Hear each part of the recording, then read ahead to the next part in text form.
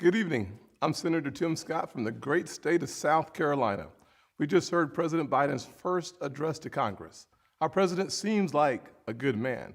His speech was full of good words, but President Biden promised you a specific kind of leadership. He promised to unite a nation, to lower the temperature, to govern for all Americans, no matter how we voted. This was the pitch. You just heard it again.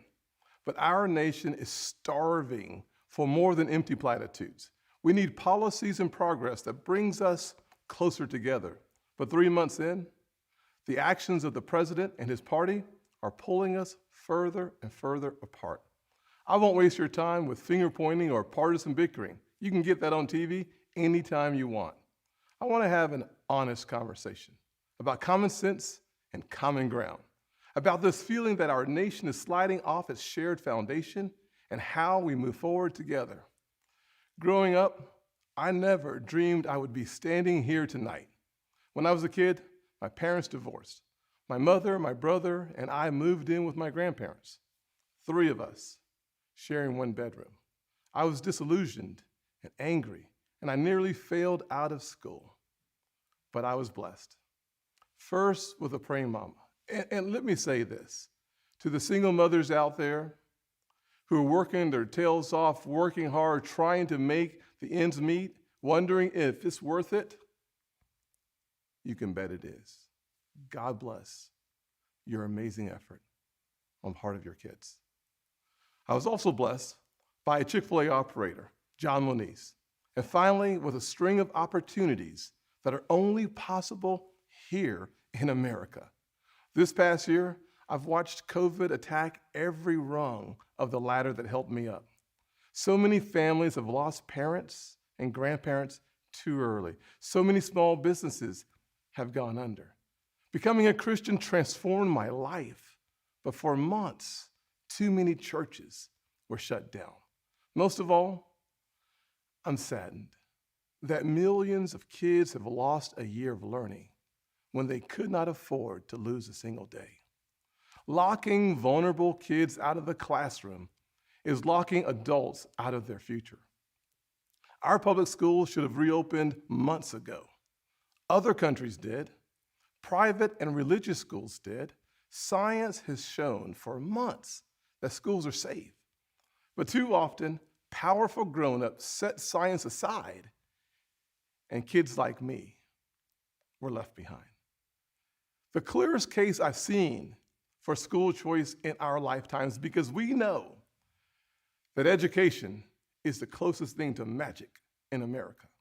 Last year, under Republican leadership, we passed 5 bipartisan COVID packages.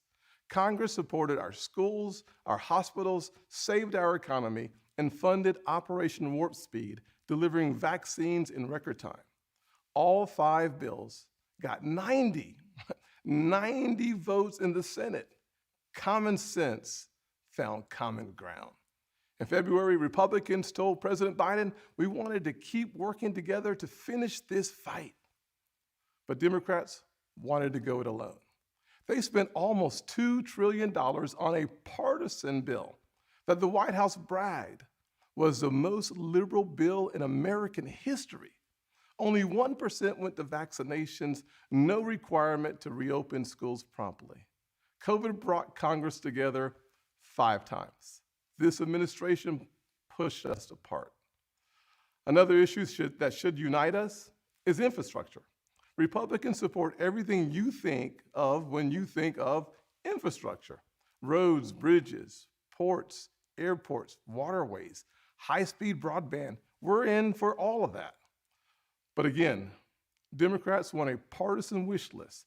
They won't even build bridges to build bridges. Less than 6% of the president's plan goes to roads and bridges. It's a liberal wish list of big government waste, plus the biggest job-killing tax hikes in a generation. Experts say when all is said and done, it would lower wages of the average American worker and shrink our economy.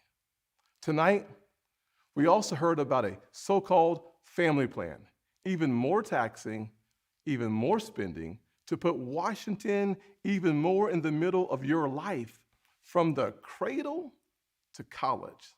The beauty of the American dream is that families get to define it for themselves. We should be expanding opportunities and options for all families, not throwing money at certain issues because Democrats think they know best. Infrastructure spending that shrinks our economy is not common sense. Weakening our southern borders and creating a crisis is not compassionate. The president is also abandoning principles he's held for decades. Now he says your tax dollars should fund abortions. He's laying groundwork to pack the Supreme Court. This is not common ground. Nowhere do we need common ground more desperately than in our discussions of race. I have experienced the pain of discrimination. I know what it feels like to be pulled over for no reason, to be followed around the store while I'm shopping. I remember every morning at the kitchen table, my grandfather would open the newspaper and read it, I thought. But later I realized he had never learned to read it. He just wanted to set the right example. I've also experienced a different kind of intolerance. I get called Uncle Tom and the N-word by progressives, by liberals.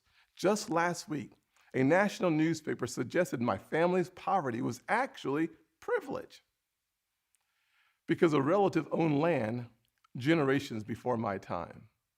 Believe me, I know firsthand our healing is not finished. In 2015, after the shooting of Walter Scott, I wrote a bill to fund body cameras. Last year, after the deaths of Breonna Taylor and George Floyd, I built an even bigger police reform proposal. But my Democratic colleagues blocked it.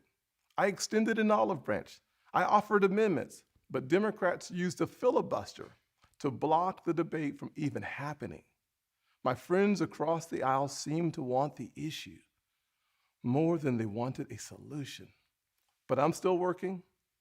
I'm hopeful that this will be different. When America comes together, we've made tremendous progress, but powerful forces want to pull us apart. 100 years ago, kids in classrooms were taught the color of their skin was their most important characteristic. And if they looked a certain way, they were inferior. Today, kids are being taught that the color of their skin defines them again. And if they look a certain way, they're an oppressor. From colleges to corporations to our culture, people are making money and gaining power by pretending we haven't made any progress at all, by doubling down on the divisions we've worked so hard to heal. You know this stuff is wrong. Hear me clearly. America is not a racist country.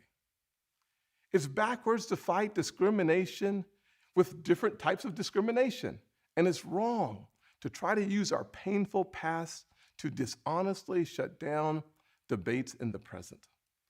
I'm an African American who has voted in the South my entire life. I take voting rights personally. Republicans support making it easier to vote and harder to cheat, and so do the voters. Big majorities of Americans support early voting, and big majorities support voter ID, including African Americans and Hispanics. Common sense makes common ground. But today, this conversation has collapsed. The state of Georgia passed a law that expands early voting, preserves no excuse mail-in voting, and despite what the president claimed, did not reduce election day hours. If you actually read this law, it's mainstream. It will be easier to vote early in Georgia than in Democrat-run New York. But the left doesn't want you to know that. They want people virtue signaling by yelling about a law they haven't even read. Fact checkers have called out the White House for misstatements. The president absurdly claims that this is worse than Jim Crow.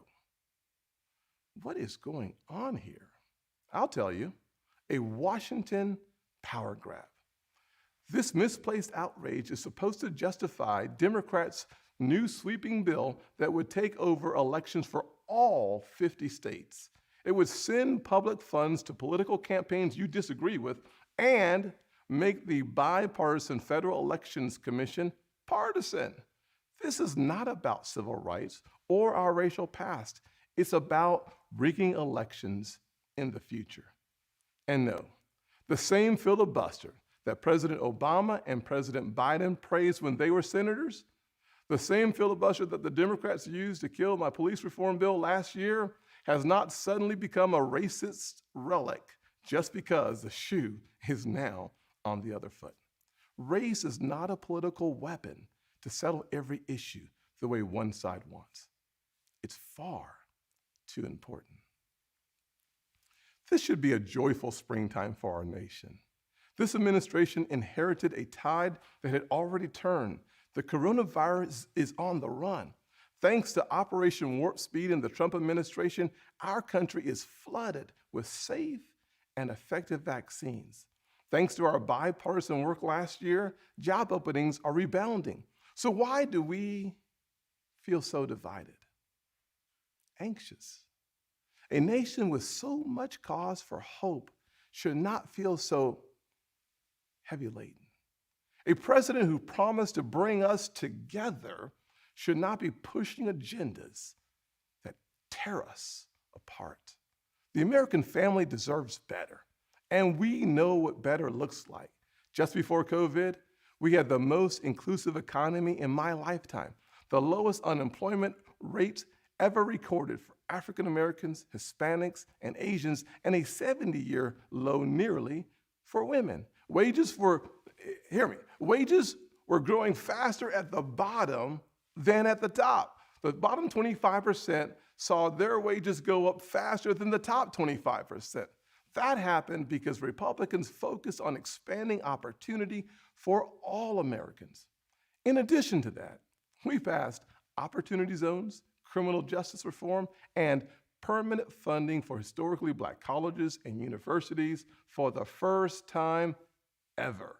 We fought the drug epidemic, rebuilt our military, and cut taxes for working families and single moms like the one that raised me.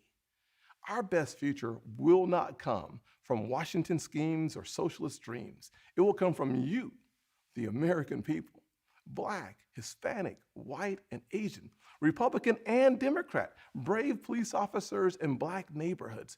We are not adversaries. We are family. We are all in this together, and we get to live in the greatest country on earth. The country where my grandfather in his 94 years saw his family go from cotton to Congress in one lifetime. So I am more than hopeful. I am confident that our finest hour is yet to come. Original sin is never the end of the story, not in our souls and not for our nation. The real story is always redemption. I am standing here because my mom has prayed me through some really tough times.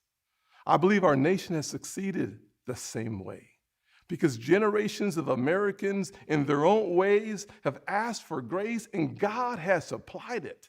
So I will close with a word from a worship song that really helped me through this past year of COVID. The music is new, but the words draw from Scripture. May the Lord bless you and keep you, make his face shine upon you and be gracious to you. May his presence go before you and behind you and beside you. In your weeping and your rejoicing, he is for you. May his favor be upon our nation for 1,000 generations, and your family and your children and their children.